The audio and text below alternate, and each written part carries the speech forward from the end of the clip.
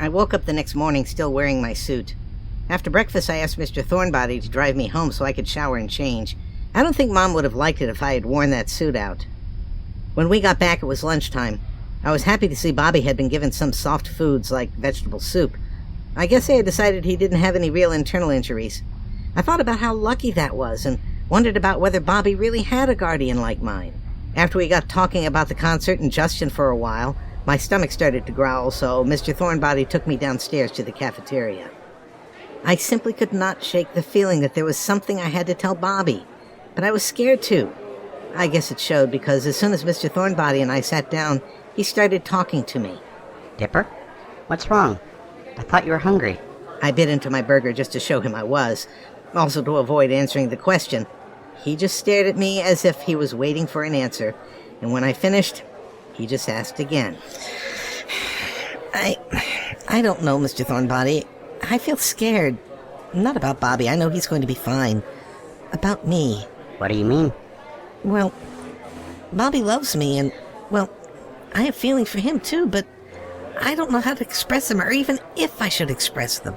If you have those feelings, there's a reason for them. If you really think that you feel the same way Bobby does, maybe you should just tell him. But I don't know where it will lead. What would people think? What would my parents say about it? I'm scared. Does it matter what anyone else thinks? If you let your actions be controlled by what other people say, you'll never truly be happy. But if I don't listen to other people, I make the kind of mistakes I almost made with Mr. Marley. Let me ask you, why did you decide to approach me about this? Because you asked and probably would not leave me alone until I answered. Was that really the only reason, though? No, well, I knew you knew what Bobby was feeling, and I thought maybe you could help. You have to listen to your heart before the things others tell you will even matter. If you can't do that, all you're doing is hurting yourself. If you believe you have feelings for Bobby, the best thing to do is just say it. It's only going to hurt you more, emotionally, the longer you hold it in. Hurt me? How's it going to hurt me?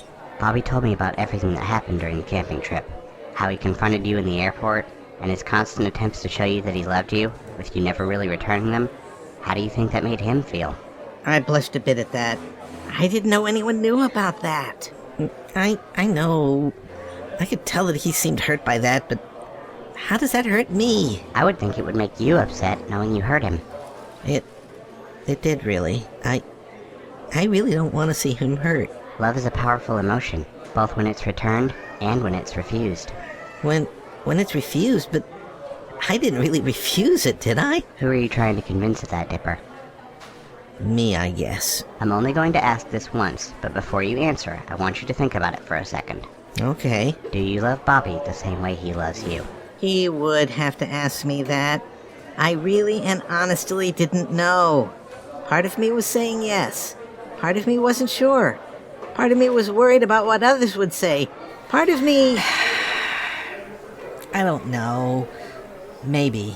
That's not a good enough answer this time. Yes or no. It'll make you feel better either way, just to get it out. Well, yes then. But I'm afraid of where it will lead. How long have you known Bobby? 7 years. And tell me, in that 7 years, has Bobby ever let what other people say stop him from telling you how he feels? The way I understand it, you're the one he came to whenever he wanted to talk to somebody. The only one. Well, maybe I'm just better at showing him my feelings than telling him them. Dipper, you haven't even done that. Hadn't I? What about when I kissed him when nobody was looking and he was asleep? You're right, I haven't. I was too scared to. Being scared of the unknown is a part of life, Dipper, and a big part of love as well. If you feel love for someone, the biggest fear you have to overcome is the initial admitting it, even if you aren't sure where it will lead. Mr. Thornbody, I do love him, I really do, But nothing. It may not be easy, but if you can't admit that to Bobby, you may as well not even say it at all. It does Bobby no good if he doesn't hear it. Well, can you tell him for me? I can't do that for you. My son knows I love him. It does no good if I tell him that you do. Unless he hears it from you, it's meaningless. I was quiet for a very long time after that. Thanks, Mr. Thornbody. I guess I just have to work up the courage. If you love him, the courage will come when it's time. Yeah. I'm done with lunch. Let's go. We went back up to the hospital room. Bobby was awake and watching TV again. What he saw in those soaps, though, I never could figure out. How was lunch? It was okay. How was the soup? Haven't touched it yet. I'm not hungry. Why not? After 2 days on just liquids, I thought you'd be famished. Doesn't mean I won't eat it. I just don't feel like eating right now. Enjoying your soap still, huh? I had to find out what that rat was doing in Kate's place.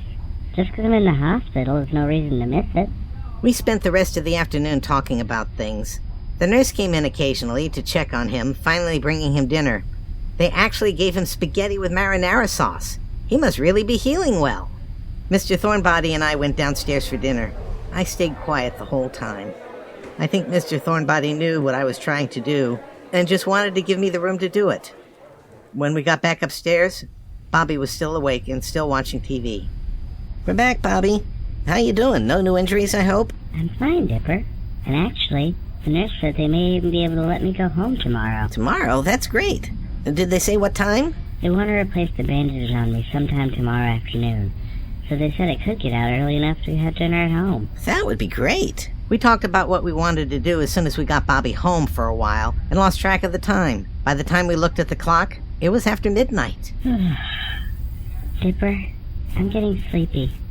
Is it okay if I rest? Oh, yeah, sure. Did you want the comfy chair, Mr. Thornbody? Actually, no. I'm going to go outside and get something from the car. Go ahead. Mr. Thornbody left. Bobby fell asleep almost right away. It got very quiet in the hospital like it always does, and I tried to sleep. But tonight, sleep wasn't in the cards. I lay there, thinking about everything Bobby did for me. Thinking about how little I had shown my appreciation to him. The feeling I had been fighting, even hiding from myself, came back stronger than ever. I can't fight this feeling any longer. And yet, I'm still afraid to let it flow. What started out as friendship has grown stronger. I only wish I had the strength to let it show. I tell myself that I can't hold out forever. I say there is no reason for my fear. 'Cause I feel so secure when we're together. You give my life direction. You make everything so clear. And even as I wander, I'm keeping you in sight. You're a candle in the window on a cold, dark winter's night. And I'm getting closer than I ever thought I might. And I can't fight this feeling anymore. I've forgotten what I started fighting for. It's time to bring this ship into the shore and throw away the oars forever. 'Cause I can't fight this feeling anymore. I've forgotten what I started fighting for.